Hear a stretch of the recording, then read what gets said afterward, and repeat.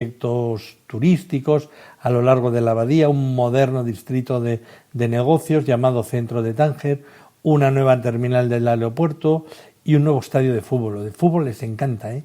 O sea, la pasión con que siguen la liga de nuestro país es algo que no... Y tienen buenos... Bueno, de vez en cuando ya están pasando chicos a formar parte de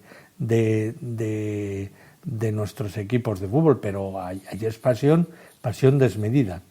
Y también la economía de Tánger se beneficiará enormemente del gran puerto de Tánger-Med, que es una enormidad. Yo lo vi de lejos, claro, si no vas a cosas de negocios o de esto, tampoco vas a ir a ver un puerto, pero yo lo que vi por fuera tardábamos kilómetros y kilómetros en sobrepasarlo. El antiguo nombre era Tingi. Los griegos más tarde afirmaron que Tingis provenía del griego y se supone que podía significar algo parecido a donde se apoya la bóveda del cielo. En latín se mantuvo Tingis y se convirtió después en portugués, en español, en francés y en inglés con la denominación siempre de Tánger. Y el nombre bereber árabe moderno de la ciudad es Anya. Ellos lo llaman Anya, a Tánger. Tánger fue formalmente conocida como la Colonia Julia Tingi, la colonia juliana del emperador Julio César de Tingis, y también de su elevación a la categoría de colonia durante el Imperio Romano. También se conoce a veces como Bugaz, y con los apodos que tiene muy poéticos de la novia del norte y de la puerta de África. Hacen referencia a su posición en el extremo noroeste de África, cerca de lo que es el estrecho de Gibraltar. Tánger fue fundada como colonia fenicia, posiblemente ya en el siglo X y casi con toda seguridad en el siglo VIII a.C. La mayoría de las tumbas bereberes alrededor de Tánger tenían joyas púnicas en el siglo VI a.C., hablando del abundante comercio en ese momento. Los cartagineses lo desarrollaron con un importante puerto de su imperio en el siglo V a.C. y la ciudad conserva durante mucho tiempo sus tradiciones fenicias, emitiendo monedas de bronce bajo los reyes mauritanos con escritura púnica y otras bajo los romanos, llevando las cabezas de Augusto y Agripa, y al anverso de la escritura latina, pero con una imagen del dios cananeo Baal en el inverso.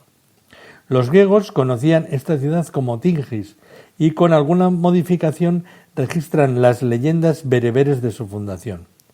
Supuestamente, Tingis, hija de Atlas y viuda de Anteus, dormió con Hércules y le dio el hijo Sifas. Después de la muerte de Tingis, Sifas fundó el puerto y lo nombró en su honor. El gigantesco esqueleto y la tumba de Anteus eran atracciones turísticas para los visitantes antiguos, y las cuevas de Hércules, donde supuestamente descansó en el Cabo Espartel durante sus labores, siguen siendo aún hoy un enclave visitable. Tingis quedó bajo el control aliado romano de Mauritania durante las guerras púnicas. Sertorius, en su guerra contra el régimen de Sula de Roma, tomó y retuvo a Tingis durante varios años en los años 70 a.C.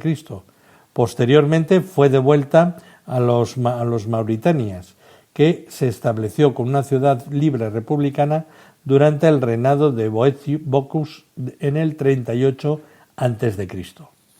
Tingis recibió ciertos privilegios municipales bajo Augusto y se convirtió en una colonia romana bajo Claudio, quien la convirtió en la capital provincial de Mauritania Tingitana. Bajo las reformas de Diocleciano se convirtió en la sede del gobernador de Tingitana. Al mismo tiempo, la propia provincia se redujo a poco más que los puertos a lo largo de la costa y debido a la gran persecución, Tingis también fue el escenario de los martirios por decapitación de los santos Marcelo y Casiano en el año 298. Y Tingis siguió siendo el asentamiento más grande de su provincia en el siglo IV y fue muy desarrollado urbanísticamente. Llamados por el conde Bonifacio, que incluso había organizado su paso, los vándalos arrianos, acompañados por los alanos, gente y ejército, unas 80.000 personas, cruzaron el estrecho de Gibraltar en el año 429 y a cambio de la promesa de dar apoyo militar como mercenarios. Muy pronto llegaron a desacuerdos con Bonifacio de Ceuta, vencen a los romanos y se asientan alrededor de Tánger y Ceuta, pero prefieren ampliar las conquistas a lo que se convertirá el reino vándalo africano, norte y este de Argelia y Túnez hoy. Justiniano conquista también la ciudad a principios del siglo VI, ya después de Cristo, y está ya unida al Imperio Bizantino y sufre pronto los ataques visigodos desde el sur de España. El general Musa ibn Naqair, gobernador del Magreb al servicio de los omeyas de Damasco, está interesado en Tánger por su posición estratégica y es a partir de aquí, en el año 711, cuando comienza la conquista de España por las tropas de Tarik ibn Ziyad, un teniente de Ibn Ojair, a quien Gibraltar debe su nombre de Dejel Tarik o Hit al-Tarik, en la montaña del Tarik. Durante los próximos 5 siglos, diferentes dinastías compiten por la soberanía de Tánger. Los idrises de Fez, los omeyas de Córdoba, se enfrentan por su dominio durante más de un siglo. A mediados del siglo X, los ifrenides, los mogravíes, los fatimíes y los zaridíes extienden su autoridad sobre la zona. En 1075, los almorávides se convierten en los gobernantes hasta 1149, cuando la ciudad pasa a los almohades y se volvería al control de los hafsides de Túnez antes de convertirse en posición mariniz en el año 1274.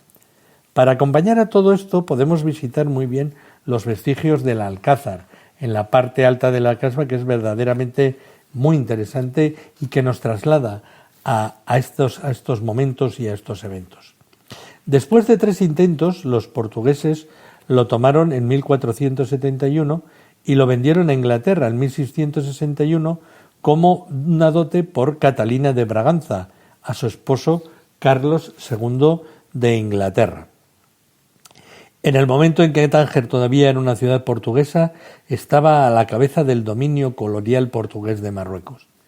A partir del año 1679, Mulay Ismail, sultán del imperio Seri al-Okub, emprende el asedio de la colonia inglesa de Tánger, que fue abandonada en 1684 por decisión de Carlos II, estimando que la ocupación de las tropas inglesas era inútil y demasiado costosas. En el siglo XVIII la ciudad se convirtió en la capital diplomática del imperio serifián y una de las sedes de representación extranjera acreditadas ante el sultán. Estados Unidos abrió en 1821 lo que se convertiría en su consulado permanente más antiguo del mundo. La flota francesa, comandada por el príncipe Joinville, bombardeó la ciudad en 1844 en represalia por el apoyo a Marruecos al emir argelino Abdelkader y desmanteló las fortificaciones. Las rivalidades europeas por el control de la ciudad, puerta abierta en Marruecos, comienzan a finales del siglo XIX. Francia, España, Reino Unido y Alemania están multiplicando misiones diplomáticas, comerciales y militares para colocar sus peones, colocando a la ciudad en el centro de sus rivalidades internacionales. En 1880, la Conferencia de Madrid intenta definir las relaciones entre las grandes potencias de Marruecos, impulsado por el canciller Bulov, quien escucha claramente que Alemania no será dejada de lado y que Francia no puede cambiar el estado político de Marruecos sin la autorización de una nueva conferencia internacional. Guillem desembarca el 31 de marzo de 1905 desde el yate imperial Hohenzollern I hasta Tánger durante unas horas y denuncia, tras una entrevista con el tío del sultán, los planes franceses y españoles sobre Marruecos, lo que provocará una crisis diplomática, la crisis de Tánger.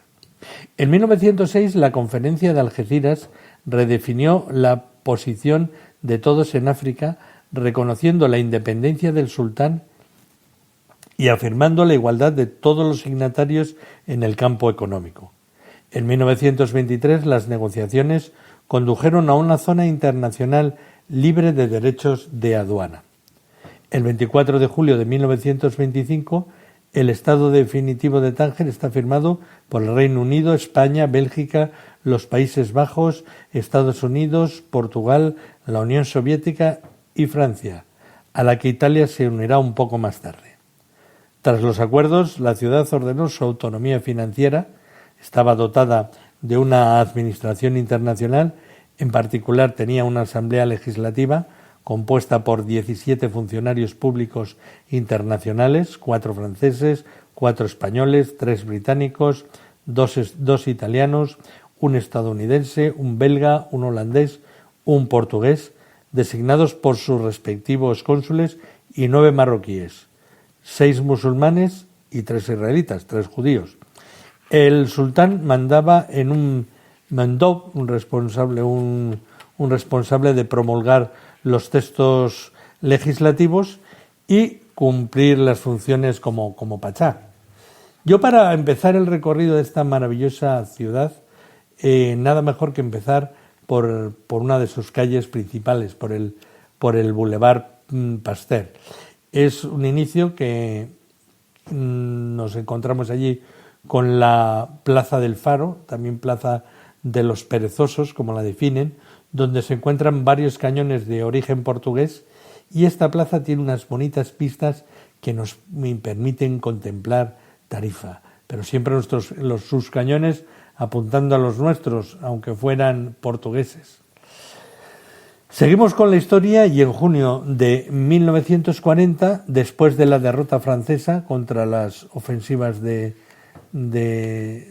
por las ofensivas de la Wehrmacht, las tropas españolas de Franco ocupan Tánger e imponen en marzo de 1941 la instalación del cónsul del Tercer Reich en el barrio de Mendubia, donde ondeaba la bandera nazi, que eso fue verdadera humillación para este trozo de Marruecos en la actualidad.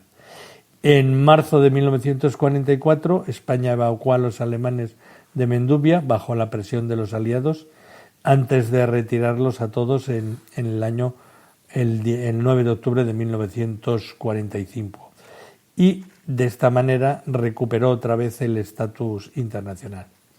Entre el año 1939 y el año 1950, Tánger vio triplicarse su población y llegar incluso a tener más de 150.000 habitantes.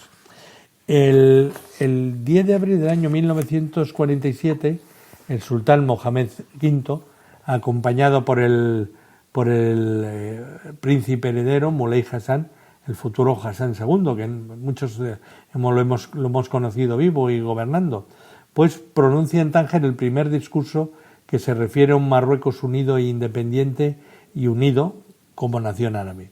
Y en el año 1956, con la independencia de Marruecos, la conferencia de Fedala, del 8 al 29 de octubre, hace de Tánger un territorio más de Marruecos.